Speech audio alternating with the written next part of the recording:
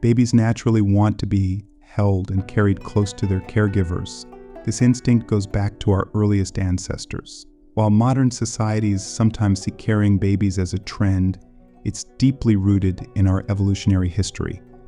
From our primate ancestors to early humans, carrying babies has been a normal practice. In the animal world, parents take care of their young in diverse ways. One common method is nesting, where parents build nests to protect and hide their babies while they go out to find food. Some animals carry their babies in their mouths for short distances, while others carry them on their bodies. Carrying babies on the body has evolved multiple times among different animals, including mammals.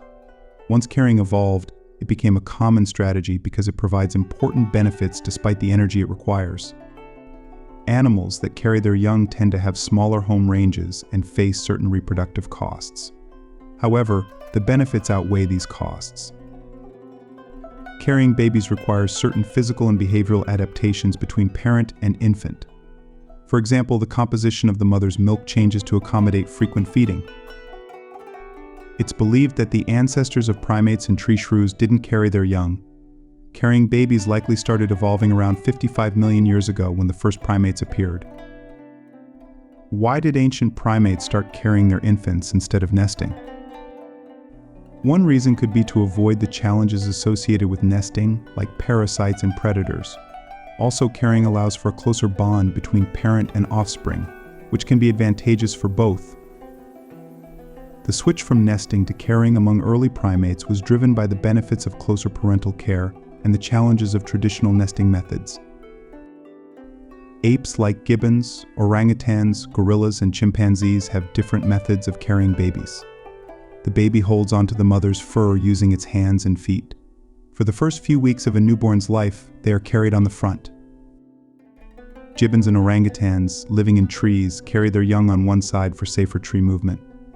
For chimpanzees and gorillas spending more time on the ground, babies are initially supported by their mothers, later transitioning to clinging to the mother's back. This isn't an issue for chimpanzees due to their small babies with grasping toes. Early hominins like Orrin, Sahelanthropus, and Ardipithecus were bipedal with sloped back and likely carried their young on their backs after the initial front position. The Australopithecus lived around 2 to 4 million years ago and had small brains compared to modern humans. These species likely represent the ancestors of Homo sapiens. Australopithecus afarensis juveniles showed features suggesting they could grasp with their feet onto their mothers. As they grew, their feet became more adapted to bipedal walking, losing the ability to grasp as much with their toes.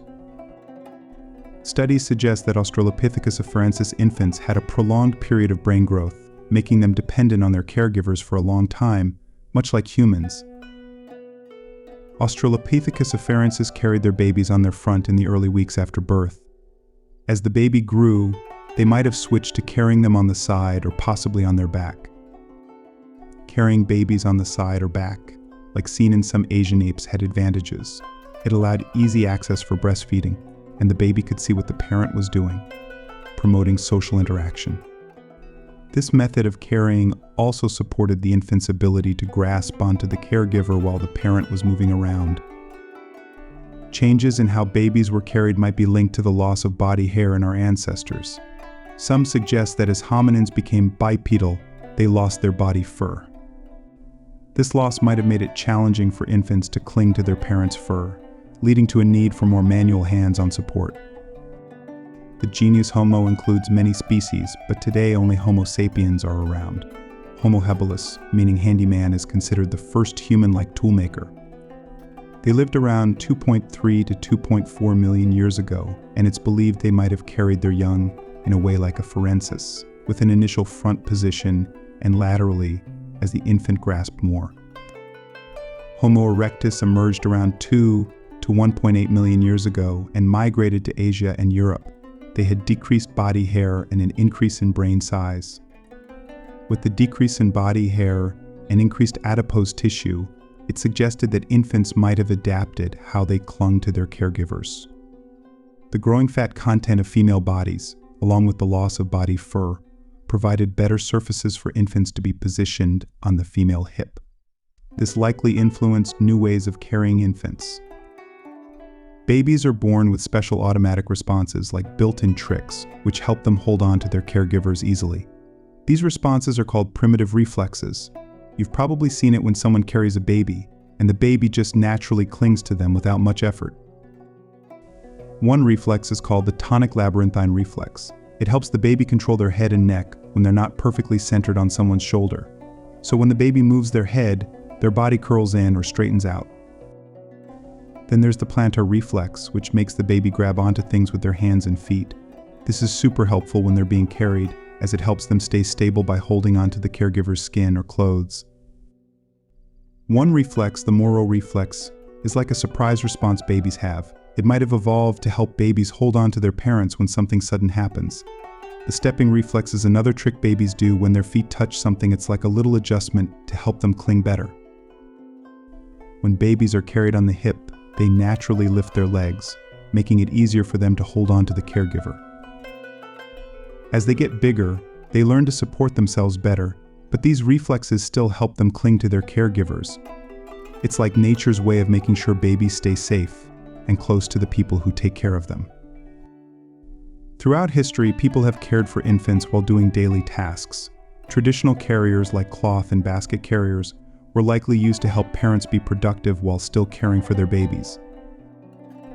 Evidence from the Upper Paleolithic age, about 15,000 to 11,000 years ago, suggests the earliest use of baby carriers, likely made from natural materials such as plant fibers or animal hides.